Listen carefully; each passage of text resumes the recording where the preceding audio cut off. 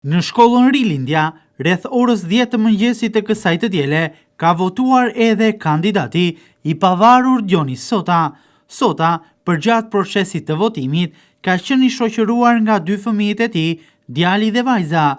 Dionis Sota, kandidati që mbështetet edhe nga Partia Demokratike në Vlorë për kreun e arshëm të Bashkisë së Vlorës, në fjalën e tij për media, u ka bërë fillimisht thirrje qytetarëve vlonjat që të dalin në votime, për të mbështetur, siç e tha edhe ai vet, djalin e tyre. Në deklaratën për media, pas votimit, ai theksoi gjithashtu se është koha për ndryshim rrënjësor për Vlorën që duam.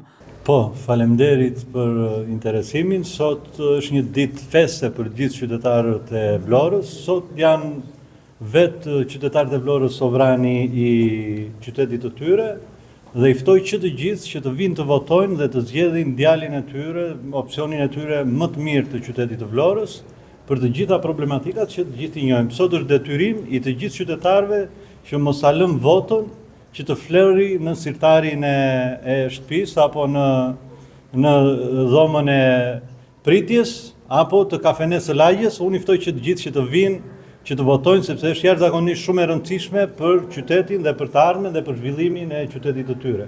Historikisht, ju siç e dini, historikisht Vlora ka qenë me një pjesëmarrje të ulët. Unë pikërisht për këtë e bëj ftesën që të vinë që të gjithë qytetarët, sepse shpeshherë më pastaj janë ato diskutimet që i kemi në përditshmërinë tonë, edhe ato nuk kanë më vlerë. Të gjitha diskutimet që ne bëjmë në tavolinat me të gjithë miqtë dhe shokët tanë, unë prandaj u bëj thirrje që të gjithëve, është momenti, është koha për të bërë një ndryshim rrënjësor dhe Vlora të marrë dhe të ketë një pjesëmarrje jashtëzakonisht shumë të lartë, dhe unë i ftoj sinqerisht, ju lutem, ejani, çohuni, shpenzoni 10 minuta të jetës suaj për të ardhmen e qytetit të Vlorës, sepse është jashtëzakonisht shumë e rëndësishme. Ne këtu jemi ofruar për ju dhe unë personalisht premtoj maksimumin tim për të ardhmen dhe zhvillimin e qytetit të Vlorës. Si po duket procesi deri në këtë moment? Keni pasur probleme, keni raportime për probleme vëmesa?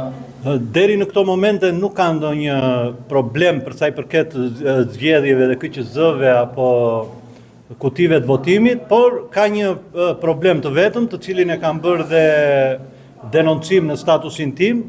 Është një faqe në rrjetet sociale e cila ka shkelur në mënyrë flagrante ligjin për heshtjen zgjedhore, dhe i bëj thirrje dhe i them që të bëjnë kujdes, sepse ne nuk do të lëmë asgjë, dhe ju e dini edhe nga aktivitetet e mia shoqërisë civile që unë nuk lë asgjë pa denoncuar, sidomos një rast si ky. Dionis Sota u shpreh tepër i bindur për fitoren dhe këtë deklarat thosë e bazon në seriozitetin e tij, teksa ripërtëri thirrjen për të dalë të gjithë së bashku në votime.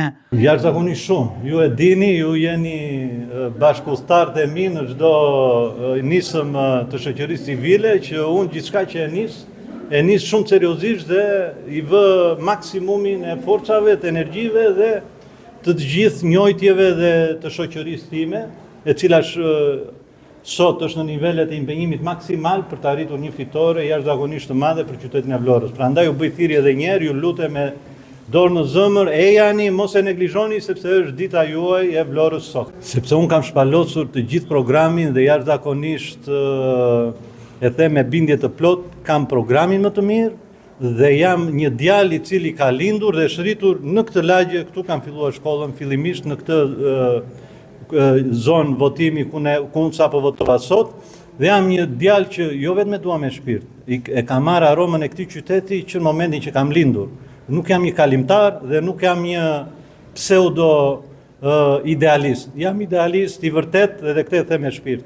Në fjalën e tij, Dionis Sota ka folur edhe rreth programit elektoral, duke u përqendruar në disa shtylla të këtij programi, platforma të cilat synojnë të ofrojnë një shërbim më cilësor të administratës tek qytetarët, si dhe menaxhim të duhur për qytetin.